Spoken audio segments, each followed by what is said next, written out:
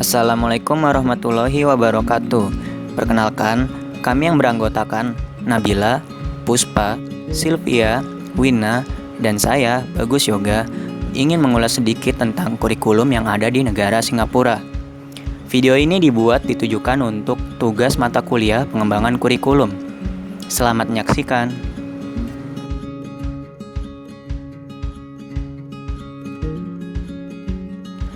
Kurikulum sangat penting untuk mengiringi kemajuan bangsa dan negara.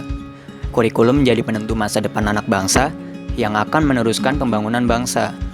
Kurikulum di beberapa negara terus mengalami perkembangan dengan tujuan meningkatkan kualitas proses pembelajaran dan menyempurnakan rancangan pembelajaran yang ada di sekolah, salah satunya di Singapura. Singapura dikenal dengan sebutan Little Red Dot, yang berarti negara yang bersinar di jantung Asia. Sistem edukasi di Singapura bertujuan untuk membantu para pelajar meraih potensi terbesar dalam diri mereka dengan cara membantu mereka menemukan talentanya, serta mengembangkan minat mereka untuk belajar sepanjang hayat. Sistem edukasi ini diterapkan sejak seorang anak masih belia dan membantu mereka untuk mengembangkan kompetensi dasar, nilai-nilai, serta pengembangan karakter untuk memastikan bahwa mereka memiliki kualitas yang baik pada abad 21 ini. Pendidikan dasar di Singapura ini terdiri dari 4 tingkat dasar, di mana para siswa diwajibkan untuk mengikuti kurikulum dasar yang menekankan fokus terhadap bahasa Inggris, bahasa ibu, dan matematika. Untuk ilmu pengetahuan alam ini dikenalkan kepada siswa kelas 3. Mata pelajaran lain yang diajarkan di sekolah dasar meliputi pendidikan kewarganegaraan, pendidikan moral, ilmu pengetahuan sosial, pelajaran olahraga, seni, dan musik. Siswa juga belajar bahasa ibu mereka yaitu bahasa Cina, Malaysia, dan Tamil atau Thailand untuk membantu mereka mempertahankan identitas, budaya, warisan, dan nilai-nilai bangsa. Pendidikan formal di Singapura dimulai dari jenjang kindergarten school atau setara dengan taman kanak-kanak. Setelah lulus, siswa melanjutkan ke jenjang primary school atau setara dengan sekolah dasar selama 6 tahun. Untuk menuju ke jenjang pendidikan yang lebih tinggi, siswa harus mengikuti primary school leaving examination. Kemudian, pendidikan dilanjutkan ke jenjang secondary school selama 4 atau 5 tahun. Secondary school dibagi menjadi 4 jalur. Yang pertama adalah normal academic course, yang kedua normal technical course, yang ketiga integrated program course, dan yang keempat special atau express course, yaitu 4 tahun pendidikan yang diakhiri dengan Singapore Cambridge General Certificate of Education O-Level Examination. Di jalur ini, siswa mempelajari bahasa Inggris dan bahasa ibu, matematika, sains, dan budaya sosial. Sekolah diizinkan untuk menawarkan applied grade subject sebagai tambahan atau pengganti kurikulum untuk menawarkan berbagai pilihan kepada siswa. Applied grade subject secara umum mengajak murid untuk berlatih atau berorientasi pada pendidikan seperti politeknik. Kemajuan pendidikan di Singapura didukung oleh banyak faktor, diantaranya fasilitas yang memadai. Contohnya, setiap sekolah di Singapura memiliki akses internet yang bebas. Tiap sekolah juga memiliki web sekolah yang berguna untuk menghubungkan siswa, guru, dan orang tua. Di setiap kelas terdapat LCD untuk proses pembelajaran.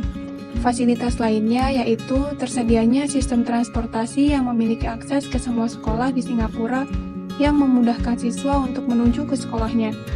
Faktor biaya juga sangat mempengaruhi kualitas pendidikan. Di Singapura, biaya pendidikan disesuaikan dengan kemampuan rakyat, ditambah lagi dengan beasiswa bagi rakyat yang kurang beruntung.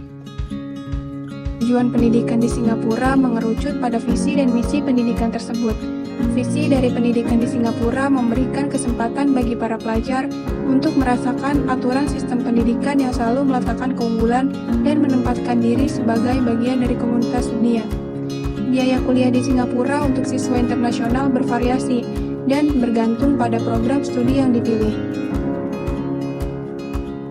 Untuk kurikulum pada tahap sekolah taman kanak-kanak menyelenggarakan 2 sesi dengan tiap sesi pelatihan dari 2,5 sampai 4 jam 5 hari setiap minggunya. Pada umumnya, kurikulum termasuk program berbahasa Inggris dan asing dengan pengecualian terhadap sistem luar negeri, yaitu pada sekolah internasional yang menawarkan program TK bagi anak-anak ekspatriat.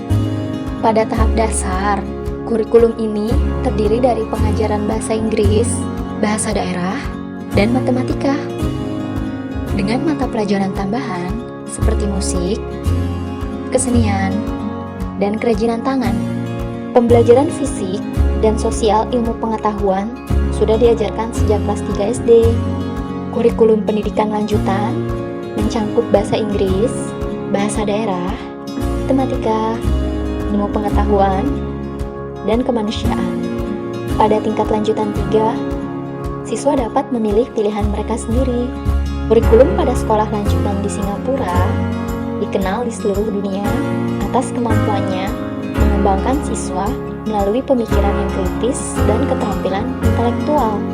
Bicara mengenai silabus dan kurikulum, Departemen Pendidikan di Singapura setiap kali bekerja untuk melakukan evaluasi. Setiap perkembangan selalu disisipkan pada silabus baru. Singapura ini memiliki metode pembelajaran yang bertaraf internasional. Infrastruktur pendidikan canggih serta atmosfer belajar nyaman di tengah kearifan itu adalah kunci multibudaya masyarakatnya. Para peserta didik di Singapura juga dipersiapkan secara dini untuk menjadi warga global yang berdaya saing tinggi. Nah, maka dari itu, untuk belajar di Singapura, pembelajar membutuhkan persiapan yang sangat matang. Evaluasi pada pendidikan di Singapura ini tidak jauh berbeda dengan Indonesia, yaitu mengadakan evaluasi berbentuk ujian nasional. Itulah sedikit ulasan dari kurikulum yang ada di negara Singapura. Kekurangannya mohon maaf dan terima kasih. Wassalamualaikum warahmatullahi wabarakatuh.